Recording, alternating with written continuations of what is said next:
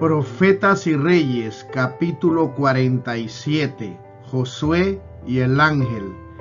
El firme progreso que hacían los edificadores del templo desconcertó y alarmó mucho las huestes del mal. Satanás resolvió hacer otro esfuerzo más para debilitar y desalentar al pueblo de Dios, presentándole las imperfecciones de su carácter.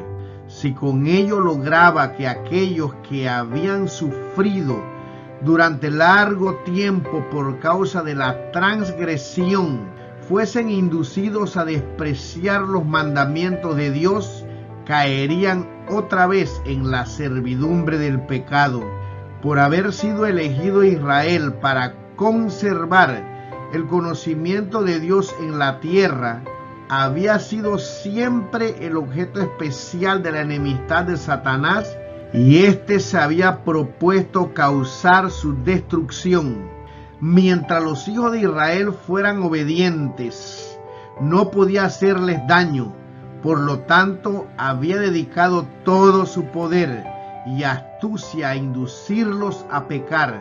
Seducidos por sus tentaciones, habían transgredido la ley de Dios y se les había dejado caer presa de sus enemigos. Aunque fueron llevados en cautiverio a Babilonia y permanecieron allí muchos años, el Señor no los abandonó. Les envió a sus profetas con reproches y amonestaciones para despertarlos y hacerles ver su culpabilidad. Cuando se humillaron delante de Dios y volvieron a Él con verdadero arrepentimiento, les envió mensajes de aliento, declarando que los libraría del cautiverio, les devolvería su favor y los restablecería en su tierra. Y ahora que esta obra de restauración había comenzado y un residuo de Israel ya había regresado a Judea, Satanás estaba resuelto a frustrar el cumplimiento del propósito divino, y para este fin estaba tratando de inducir a las naciones paganas a destruirlo completamente. Pero en esa crisis el Señor fortaleció a su pueblo con buenas palabras, palabras consolatorias. Zacarías 1, versículo 13. Mediante una ilustración impresionante de la obra de Satanás y la de Cristo, reveló el poder de su mediador para vencer al acusador de su pueblo. En una visión el profeta contempla a Josué, el gran sacerdote, vestido de vestimentas viles, Zacarías 3, 1 al 3, en pie, delante del ángel de Jehová, impenetrando la misericordia de Dios en favor de su pueblo afligido. Mientras suplica a Dios que cumpla sus promesas, Satanás se levanta osadamente para resistirle. Señala las transgresiones de los hijos de Israel como razón por la cual no se les podía devolver el favor de Dios. Los reclama como su presa y exige que sean entregados en sus manos. El sumo sacerdote no puede defenderse a sí mismo ni a su pueblo de las acusaciones de Satanás. No sostiene que Israel esté libre de culpas. En sus andrajos sucios, que simbolizan los pecados del pueblo, que él lleva como su representante, está delante de él el ángel, confesando su culpa, aunque señalando su arrepentimiento y humillación, y fiando en la misericordia de un Redentor que perdona el pecado. Con fe se aferra a las promesas de Dios. Entonces el ángel, que es Cristo mismo, el Salvador de los pecadores, hace callar al acusador de su pueblo, declarando: Jehová te reprenda, oh Satán. Jehová, que ha escogido a Jerusalén, te reprenda. ¿No es este tizón arrebatado del incendio? Israel había estado durante largo tiempo en el horno de la aflicción. A causa de sus pecados había sido casi consumido en la llama encendida por Satanás y sus agentes para destruirlo, pero Dios había intervenido ahora para librarle. Al ser aceptada la intercesión de Josué, se da la orden: quitadle esas vestimentas viles. Y a Josué el ángel declara: mira que he hecho pasar tu pecado de ti y te he hecho vestir de ropas de gala. Y pusieron una mitra limpia sobre su cabeza y vistiéronle de ropas. Sus propios pecados y los pecados de su pueblo fueron perdonados. Israel había de ser revestido con ropas de gala, la justicia de Cristo que les era imputada. La mitra puesta sobre la cabeza de Josué era como la que llevaba los sacerdotes con la inscripción: Santidad a Jehová. Éxodo 28, versículo 36, lo cual significa que a pesar de sus antiguas transgresiones, estaba ahora capacitado para servir delante de Dios en su santuario. El ángel declaró entonces: así dice Jehová de los ejércitos, si anduvieres por mis caminos, y si guardares mi ordenanza, también tú gobernarás mi casa, también tú guardarás mis atrios, y entre estos que aquí están te daré plaza. Zacarías 3, versículo 7. Si obedecía, se le honraría como juez o gobernante del templo y todos sus servicios. Andaría entre ángeles que le acompañarían aún en esta vida, y al fin se uniría a la muchedumbre glorificada en derredor del trono de Dios. Escucha pues ahora, Josué, gran sumo sacerdote, tú y tus amigos que se sientan delante de ti, porque son varones simbólicos. He aquí, yo traigo a mi siervo el pimpollo. El pimpollo era la esperanza de Israel. Era por la fe en el Salvador venidero como Josué y su pueblo recibían perdón. Por la fe en Cristo les era devuelto el favor de Dios. En virtud de sus méritos, si andaban en sus caminos y guardaban sus estatutos, serían varones simbólicos, honrados como los escogidos del cielo entre las naciones de la tierra. Así como Satanás acusaba a Josué y a su pueblo, en todas las edades ha acusado a los que buscan la misericordia y el favor de Dios. Es el acusador de nuestros hermanos, el cual los acusaba delante de nuestro Dios día y noche. Apocalipsis 12, versículo 10. La controversia se repite acerca de cada alma rescatada del poder del mal y cuyo nombre se registra en el libro de la vida del Cordero. Nunca se recibe a alguno en la familia de Dios sin que ello excite la resuelta resistencia del enemigo. Pero el que era entonces la esperanza de Israel, así como su defensa, justificación y redención, es hoy también la esperanza de la iglesia. Las acusaciones de Satanás contra aquellos que buscan al Señor no son provocadas por el desagrado que le causen sus pecados.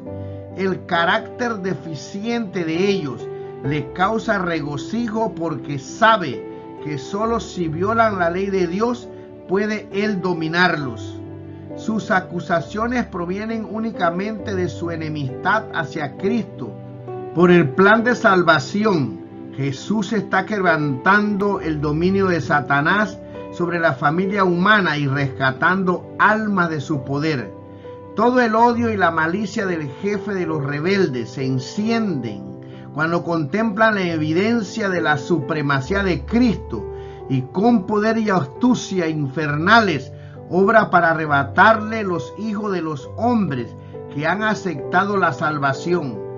Induce a los hombres al escepticismo, haciéndoles perder la confianza en Dios y separarse de su amor. Los tienta a violar su ley, luego los reclama como cautivos suyos y disputa el derecho de Cristo a quitárselo. Satanás sabe que aquellos que buscan a Dios fervientemente para alcanzar perdón y gracia los obtendrán. Por lo tanto, les recuerda sus pecados para desanimarlos. Constantemente busca motivos de queja contra los que procuran obedecer a Dios.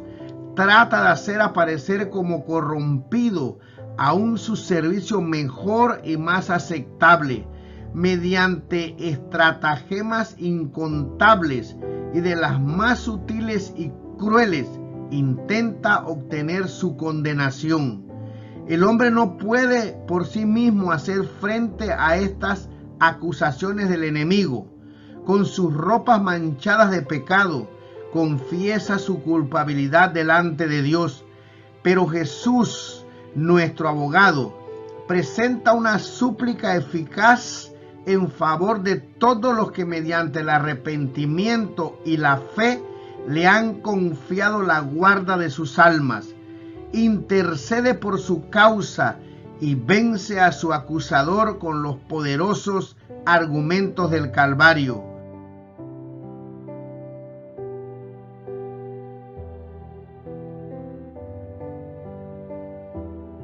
Su perfecta obediencia a la ley de Dios le ha dado toda potestad en el cielo y en la tierra, y él solicita a su Padre misericordia y reconciliación para el hombre culpable. Al acusador de sus hijos declara: Jehová te reprenda, oh Satanás. Estos son la compra de mi sangre, tizones arrebatados del fuego. Y los que confían en él con fe reciben la consoladora promesa: mira que he hecho pasar tu pecado de ti y te he hecho vestir de ropas de gala. Zacarías capítulo 3 versículo 4. Todos los que se hayan revestido del manto de la justicia de Cristo subsistirán delante de él como escogidos fieles y veraces. Satanás no puede arrancarlos de la mano de Cristo.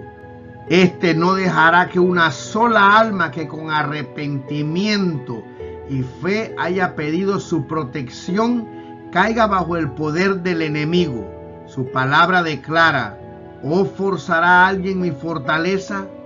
Haga conmigo paz, sí, haga paz conmigo.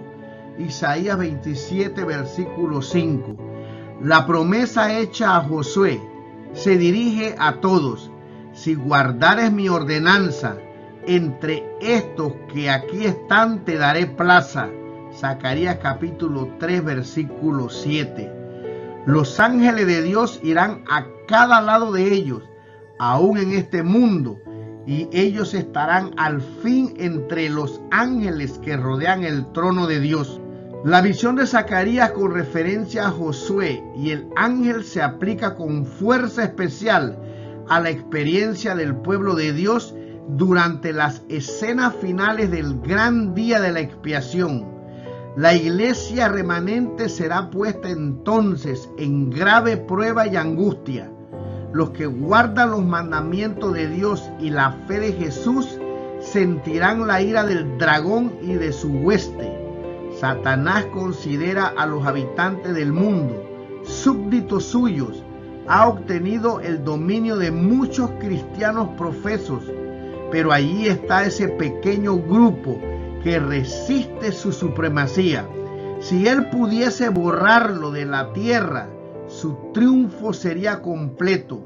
Así como influyó en las naciones paganas para que destruyesen a Israel, pronto incitará a las potestades malignas de la tierra a destruir al pueblo de Dios. Se requerirá de los hombres que rindan obediencia a los edictos humanos en violación de la ley divina. Los que sean fieles a Dios y al deber serán amenazados, denunciados y proscritos. Serán traicionados por padres y hermanos y parientes y amigos. Lucas capítulo 21 versículo 16. Su única esperanza se cifrará en la misericordia de Dios. Su única defensa será la oración. Como Josué intercedía delante del ángel, la iglesia remanente, con corazón quebrantado y ardorosa fe, suplicará perdón y liberación por medio de Jesús, su abogado. Sus miembros serán completamente conscientes del carácter pecaminoso de sus vidas. Verán su debilidad e indignidad, y mientras se miren a sí mismos, estarán por desesperar. El tentador estará listo para acusarlos, como estaba listo para resistir a Josué. Señalará sus vestiduras sucias, su carácter deficiente, presentará su debilidad e insensatez, su pecado de ingratitud, cuán poco semejantes a Cristo son, lo cual ha deshonrado a su Redentor. Se esforzará por espantar a las almas con el pensamiento de que su caso es desesperado, de que nunca se podrá lavar la mancha de su contaminación. Esperará destruir de tal manera su fe que se entreguen a sus tentaciones y se desvíen de su fidelidad a Dios. Satanás tiene un conocimiento exacto de los pecados que por sus tentaciones ha hecho cometer a los hijos de Dios e insiste en sus acusaciones contra ellos. Declara que por sus pecados han perdido el derecho a la protección divina y reclama el derecho de destruirlos. Los declara tan merecedores como él mismo de ser excluidos del favor de Dios. Son estos, dice, los que han de tomar mi lugar en el cielo y el lugar de los ángeles que se unieron a mí. Profesan obedecer la ley de Dios, pero ¿han guardado sus preceptos? ¿No han sido amadores de sí mismos más que de Dios? ¿No han puesto sus propios intereses antes que su servicio? ¿No han amado las cosas del mundo? Mira los pecados que han señalado su vida. Contempla su egoísmo, su malicia, su odio mutuo. Me desterrará Dios a mí y a mis ángeles de su presencia, y sin embargo recompensará a los que fueron culpables de los mismos pecados. Tú no puedes hacer esto con justicia, oh Señor.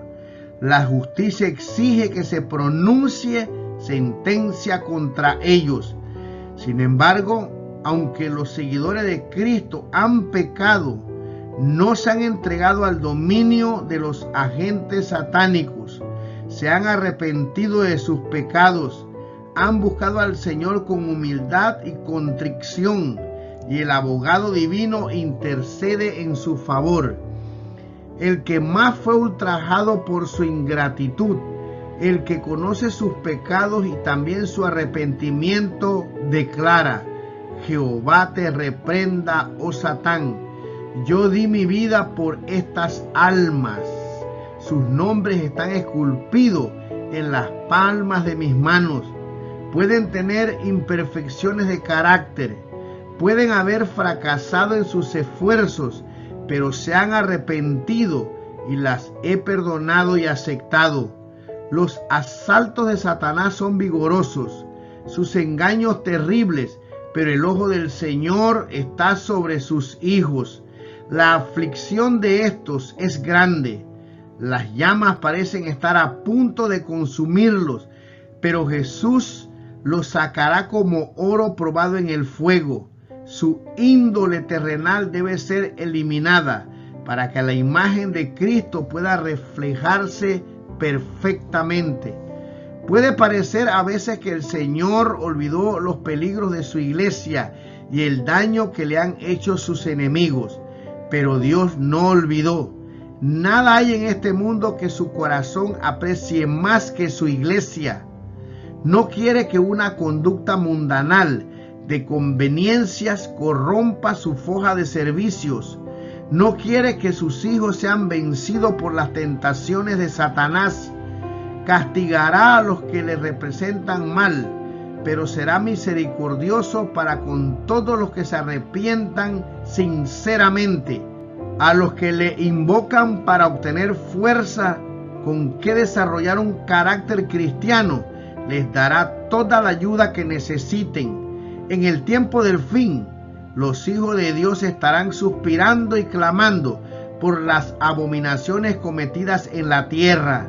Con lágrimas advertirán a los impíos el peligro que corren al pisotear la ley divina, y con tristeza indecible y penitencia se humillarán delante del Señor. Los impíos se burlarán de su pesar y ridiculizarán sus solemnes súplicas, pero la angustia y la humillación de los hijos de Dios dan evidencia inequívoca de que están recobrando la fuerza y nobleza de carácter perdidas como consecuencia del pecado, porque se están acercando más a Cristo y sus ojos están fijos en su perfecta pureza. Disciernen tan claramente el carácter excesivamente pecaminoso del pecado. La mansedumbre y la humildad de corazón son las condiciones indispensables para obtener fuerza y para alcanzar la victoria. Una corona de gloria aguarda a los que se postran al pie de la cruz. Los fieles que se encuentran orando están, por así decirlo, encerrados con Dios. Ellos mismos no saben cuán seguramente están escudados. Incitados por Satanás, los gobernantes de este mundo procurarán destruirlos, pero si pudiesen abrírseles los ojos, como se abrieron los del siervo de Eliseo en Dotán, verían a los ángeles de Dios acampados en derredor de ellos, manteniendo en jaque a la hueste de las tinieblas. Mientras el pueblo de Dios aflige su alma delante de él, suplicando pureza de corazón, se da la orden: quitadle esas vestimentas viles, y se pronuncian las alentadoras palabras: mira que he hecho pasar tu pecado de ti y te he hecho vestir de ropas de gala. Se pone sobre los tentados y probados, pero fieles hijos de Dios, el manto sin mancha de la justicia de Cristo. El remanente despreciado queda vestido de gloriosos atavíos que nunca han de ser ya contaminados por la corrupción del mundo. Sus nombres permanecen en el libro de la vida del Cordero, registrados entre los de los fieles de todos los siglos. Han resistido los lazos del engañador, no han sido apartados de su lealtad por el rugido del dragón. Tienen ahora eterna y segura protección contra los designios del tentador. Sus pecados han sido transferidos al que los instigara. Una mitra limpia es puesta sobre su cabeza. Mientras Satanás ha estado insistiendo en sus acusaciones, los ángeles santos invisibles han ido de un lado a otro, poniendo sobre los fieles el sello del Dios viviente. Estos son los que están sobre el monte de Sión con el Cordero, teniendo el nombre del Padre escrito en sus frentes. Cantan el nuevo himno delante del trono, ese himno que nadie puede aprender, sino los 144,000 que fueron redimidos de la tierra. Estos, los que siguen al Cordero por donde quiera que fuere, estos fueron comprados de entre los hombres por primicias para Dios y para el Cordero, y en sus bocas no ha sido hallado engaño, porque ellos son sin mancha delante del trono de Dios. Apocalipsis capítulo 14, versículos 4 y 5. Entonces se cumplirán del todo estas palabras del ángel. Escucha pues ahora, Josué, gran sacerdote, tú y tus amigos que se sientan delante de ti, porque son varones simbólicos. He aquí yo traigo a mi siervo el pimpollo. Zacarías 3, versículo 8. Cristo es revelado como el Redentor y Libertador de su pueblo.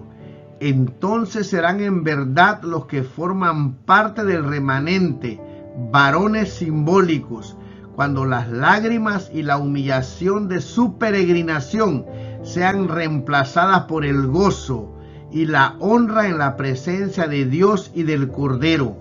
En aquel tiempo el renuevo de Jehová será para hermosura y gloria, y el fruto de la tierra para grandeza y honra a los librados de Israel. Y acontecerá que el que quedare en Sión y el que fuere dejado en Jerusalén será llamado santo. Todos los que en Jerusalén están escritos entre los vivientes. Isaías capítulo 4, versículos 2 y 3.